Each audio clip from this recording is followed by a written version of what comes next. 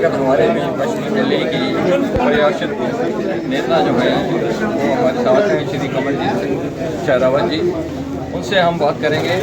आज यहाँ पे आप मैडम P1 ब्लॉक में आई हैं और यहाँ का जनता का रिकॉर्ड देखिए, आपको कैसा लग रहा है कि आने वाले इलेक्शन में क्या होने वाला है?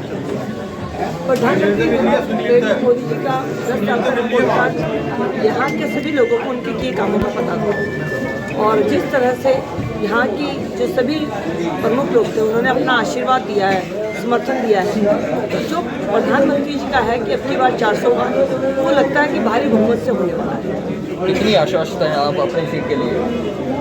पूरी आश्वस्त सवाल नहीं। रिपोर्ट कार्ड मेरे सेनापति ने अपना काम करके अपनी रिपोर्ट कार्ड लेके मुझे अपने सैनिक के रूप में उतारा है, तो इसलिए जो काम हुए वो अपने आप मुँह से बोलेंगे। और अगले 5 साल का जो मैनिफेस्टो है वो जब आएगा तो उसमें जो लोगों से सुझाव दिए गए हैं उनको रखा गया है, यानी आने वाला संकल्प पत्र लोगों के सपनों का भारत है और गारंटी पूरा करने की मोदी की है। मुझे लगता है बहुत अच्छा होगा। अगर आप इलेक्शन को जीत जाती हैं तो यहाँ पे क्या सुधार आपके दिमाग में है, क्या सुधार करने वाली है? ट्रैफिक की समस्या का हल होना चाहिए, पॉल्यूशन का होना चाहिए, हेल्थ के लिए कुछ ना कुछ गरीब आदमी के कोई उपाय होने चाहिए, इन पर हम काम करें। आपका बहुत बहुत धन्यवाद।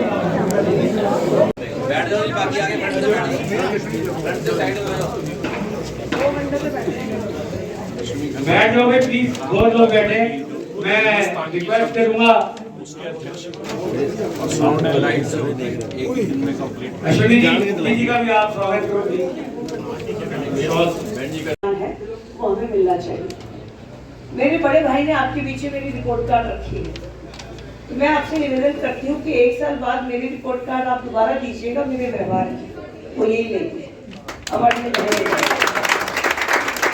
और 2 साल बाद दीजिएगा मेरे काम की, क्योंकि काम होने में थोड़ा समय लगता है।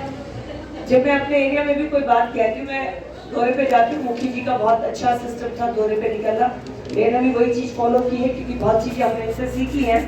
तो राउंड पर जाती हूँ तो मैं कहती हूँ ये काम हो जाएगा, और मैं साथ ही कहती हूँ हो जाएगा मतलब है 6 महीने से 1 साल, क्योंकि आपने मुझे आज कहा है। अब मैं ऑफिसर से बात करूंगी, फिर इसकी फाइल बनेगी, फिर टेंडर होगा, फिर 4 ऑब्जेक्शन भी लगने होते हैं। तो जो मैंने काम कह दिया वो हो जाएगा का मतलब हो तो जाएगा, लेकिन एक टाइम बाउंड है, कितने टाइम में होगा। लेकिन मेरे व्यवहार को, विश्वसनीयता को आपको जांचने में मैं 1 साल का समय दे रही हूँ, लेकिन अगले 2 महीने के अंदर ही आप इनको रिपोर्ट करना शुरू कर देंगे। ऐसी मैं मोदी जी की गारंटी की तरह गारंटी ले रही हूँ।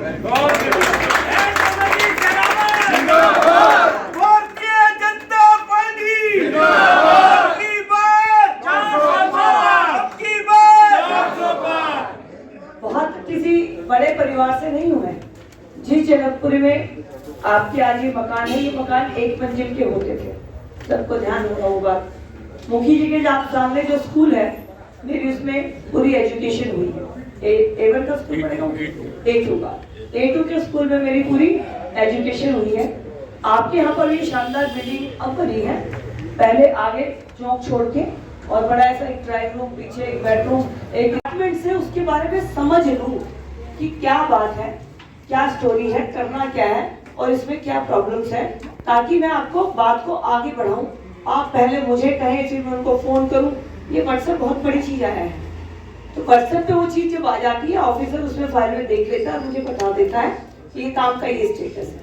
और अमरजीत भाई और हमने और नरेंद्र चावला जी निकल गए, अगली मीटिंग में शायद कहीं गए होंगे, गवाह है वो। हमारे टाइम में जो आम आदमी के पार्षद और कांग्रेस के पार्षद रहे, किसी से भी आप अकेले में बात कर लेंगे ना, तो ये कहेंगे बहन जी है बहुत काम करने में अच्छी।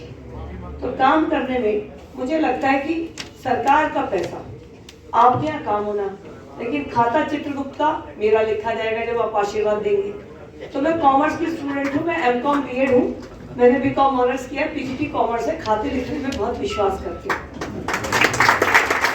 और मेरा एक मानना ये भी है कि कुछ भी मिट जाता है, कागज पे लिखा हुआ नहीं मिटता जीवन में। तो एक परिवार है हमारा, जब इतने से तब भी अब इतने हो गए, अभी वही देख रहे हैं। सबसे पहले मैं, अभी चावला जी ने कहा हमारे जगदीश मुखी जी पहुंचे हैं।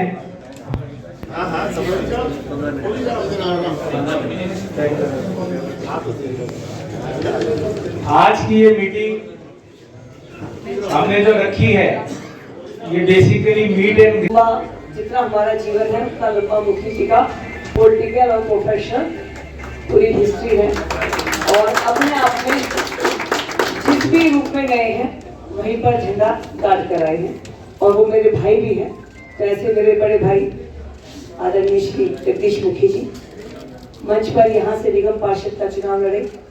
पिछली बार निगम में मेरे साथ थे, इस बार पत्नी लड़ी है, भाभी नहीं है, तो मैं आप ही को कह रही हूँ। भाई अमरजीत जी, अमित भाटिया जी ने जिन्होंने आज इस कार्यक्रम अमित गुलाटी जी जिन्होंने इस कार्यक्रम का आज अपनी टीम के साथ आयोजन किया, भाई दलजीत जी, राधिका जी, हेमंत जी और मेरी मानता हूँ। मित्रों, इधर उधर की बात ना करके जिस मुद्दे के लिए एकत्रित हुए हैं राजनीति की बात करता हूं। जनकपुरी एक एंटिटी रही है। जनकपुरी फेडरेशन का पूरे दिल्ली के अंदर नाम रहा है। 14 एसोसिएशन एफिलिएटेड थी, A1, A2, A3, B1, B2, B3, C1, C2, C3, D1, D2, BF block, Chandranagar और नारायणपुर, ये 14 ब्लॉकों की एक फेडरेशन जिसका नाम था पूरे दिल्ली के अंदर।